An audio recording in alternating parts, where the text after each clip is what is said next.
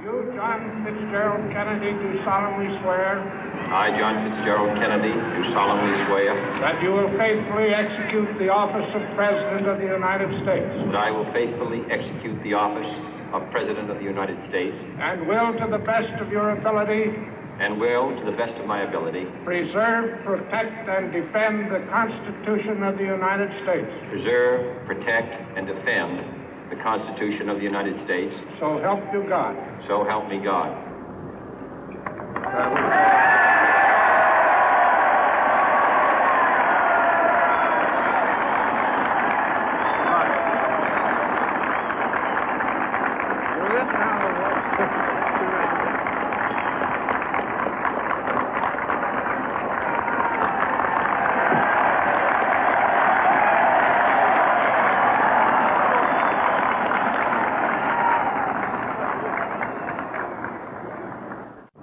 Vice President Johnson, Mr. Speaker, Mr. Chief Justice, President Eisenhower, Vice President Nixon, President Truman, Reverend clergy, fellow citizens.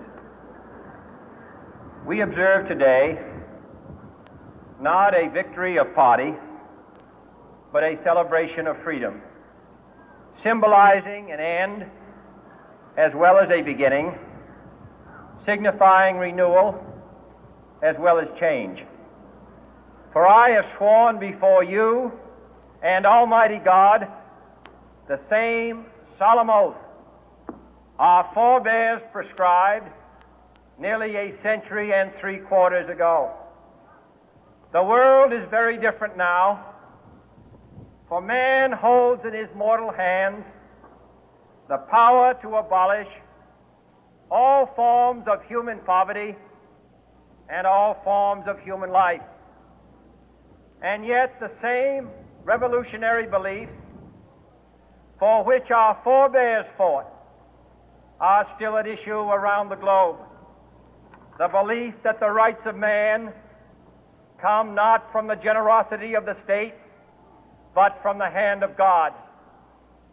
We dare not forget today that we are the heirs of that first revolution.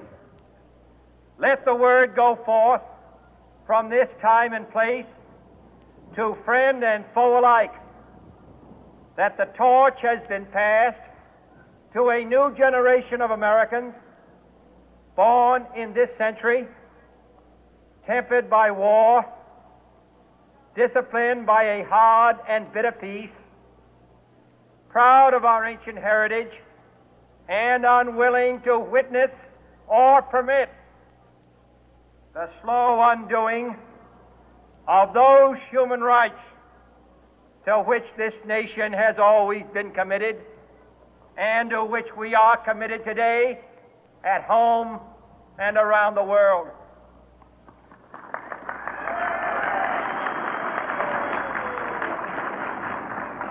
Let every nation know, whether it wishes us well or ill, that we shall pay any price, bear any burden, meet any hardship, support any friend, oppose any foe to assure the survival and the success of liberty.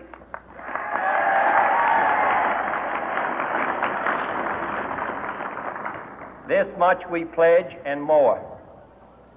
To those old allies whose cultural and spiritual origins we share, we pledge the loyalty of faithful friends. United, there is little we cannot do in a host of cooperative ventures. Divided, there is little we can do, for we dare not meet a powerful challenge at odds and split asunder. To those new states whom we welcome to the ranks of the free, we pledge our word that one form of colonial control shall not have passed away, merely to be replaced by a far more iron tyranny. We shall not always expect to find them supporting our view, but we shall always hope to find them strongly supporting their own freedom, and to remember that in the past, those who foolishly sought power by riding the back of the tiger ended up inside.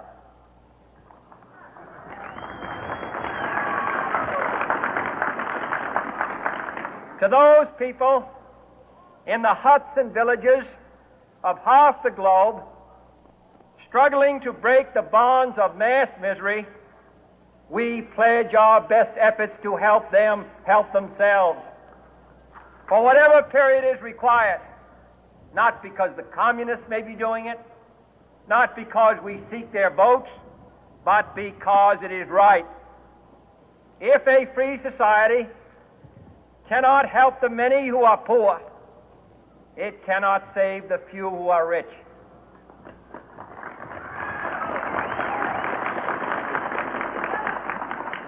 To our sister republics south of our border, we offer a special pledge to convert our good words into good deeds, in a new alliance for progress, to assist free men and free governments in casting off the chains of poverty.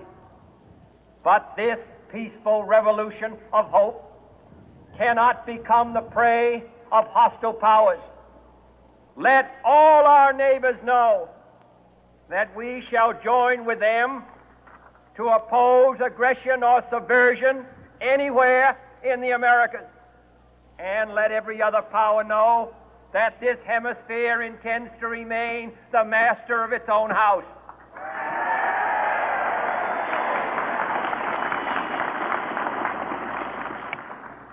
To that World Assembly of Sovereign States, the United Nations, our last best hope, in an age where the instruments of war have far outpaced the instruments of peace, we renew our pledge of support to prevent it from becoming merely a forum for invective, to strengthen its shield of the new and the weak, and to enlarge the area in which its writ may run.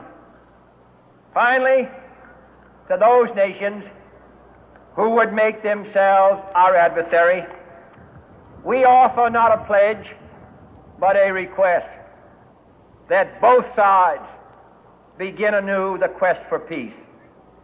Before the dark powers of destruction, unleashed by science, engulf all humanity in planned or accidental self-destruction, we dare not tempt them with weakness, for only when our arms are sufficient beyond doubt can we be certain beyond doubt that they will never be employed. But neither can two great and powerful groups of nations take comfort from our present course, both sides overburdened by the cost of modern weapons, both rightly alarmed by the steady spread of the deadly atom, yet both racing to alter that uncertain balance of terror that stays the hand of mankind's final war. So let us begin anew, remembering on both sides that civility is not a sign of weakness, and sincerity is always subject to proof. Let us never negotiate out of fear, but let us never fear to negotiate.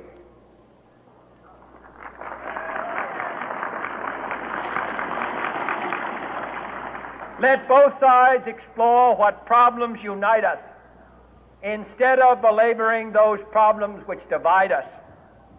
Let both sides, for the first time, formulate serious and precise proposals for the inspection and control of arms, and bring the absolute power to destroy other nations under the absolute control of all nations.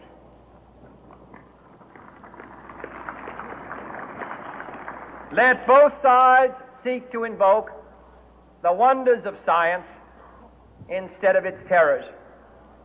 Together, let us explore the stars, conquer the deserts, eradicate disease, tap the ocean depth, and encourage the arts and commerce. Let both sides unite to heed in all corners of the earth the command of Isaiah to undo the heavy burden and let the oppressed go free. And if a beachhead of cooperation may push back the jungle of suspicion, let both sides join in creating a new endeavor, not a new balance of power, but a new world of law, where the strong are just and the weak secure and the peace preserved. All this will not be finished in the first 100 days, nor will it be finished in the first 1,000 days, nor in the life of this administration, nor even perhaps in our lifetime on this planet. But let us begin.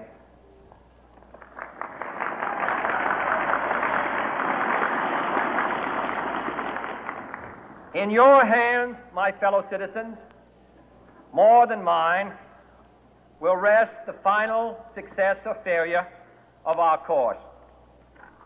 Since this country was founded, each generation of Americans has been summoned to give testimony to its national loyalty. The graves of young Americans who answered the call to service surround the globe. Now the trumpet summons us again, not as a call to bear arms, though arms we need, not as a call to battle, though in battle we are, but a call to bear the burden of a long twilight struggle, year in and year out, rejoicing in hope, patient in tribulation, a struggle against the common enemies of man, tyranny, poverty, disease, and war itself.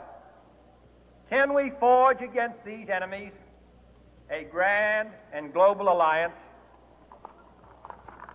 north and south, east and west, that can assure a more fruitful life for all mankind?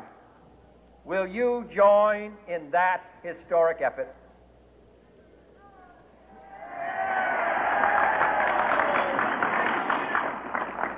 In the long history of the world, only a few generations have been granted the role of defending freedom in its hour of maximum danger. I do not shrink from this responsibility. I welcome it.